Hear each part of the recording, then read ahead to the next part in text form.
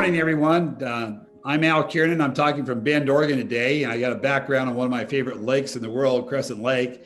And I have Dr. Roger Boger on from over in Pennsylvania area. And Dr. Roger, we're going to talk about the three main killers that occur here in the United States, actually in the world. But I'd like, before we get started today, maybe you could share a little bit of your background and why you have the credibility to talk about these things. Well, thanks very much, Al. It's a privilege and an honor to be on here with you today.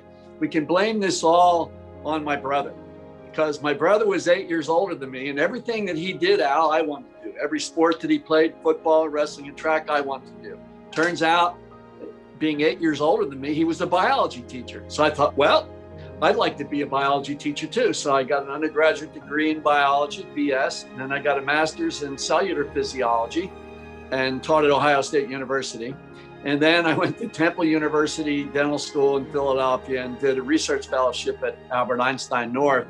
And then at 29, I was finally ready out to get out and go to work. But I'm grateful I did. Biology is part of who I am, and it's my life, and I love it.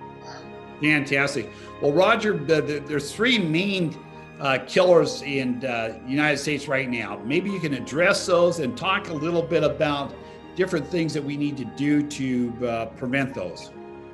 Well, yeah, that's true, Al. And actually, one of the interesting things is that the three main killers, to your point, are heart disease, cancer, and stroke. And common among all three of those things, etiologically, that is what causes it to happen, is the inflammatory process, inflammation. The signs of inflammation are heat, redness, pain, swelling, and loss of function.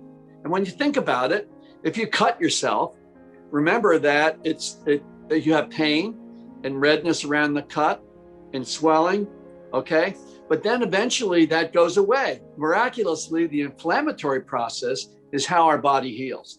However, if that inflammatory process continues, Al, and becomes chronic inflammation, and chronic inflammation is the common cause for heart disease, cancer, and stroke. Think about it this way. Heart disease happens when the lining of your heart arteries, your coronary arteries, become inflamed. Why do they become inflamed? Sugar, lack of exercise, kind of American lifestyle generally. And what happens then? Well, what happens is that when they get inflamed, the body's response to that, Al, is that it produces cholesterol, okay? And the cholesterol's function is to patch over the inflammatory process in cells, so the inflammatory cells don't migrate throughout the rest of your body and your whole body becomes inflamed. So cholesterol, which we normally thought as being the bad guy, is really the good guy.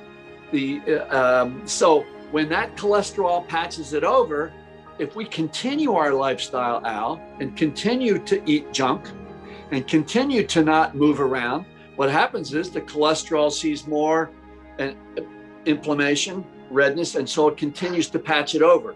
And if this is your anterior descending coronary artery, commonly called the widowmaker, okay, it goes right down the front of your heart. If this is a cross section of that artery and the cholesterol is patching over the inflammation, it reduces the lumen like that.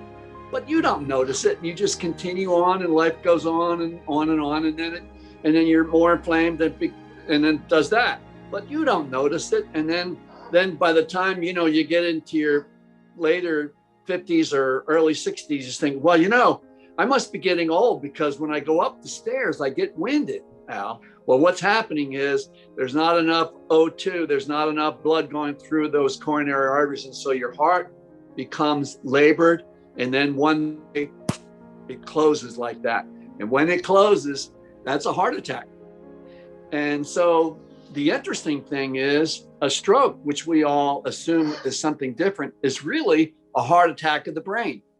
The same phenomenon is happening in the arteries in your brain, and then you have a stroke, it cuts off the blood supply. If it's on the left side, that's where Wernicke's and Broca's area is, which is where your speech center. So sometimes they lose their speech, right?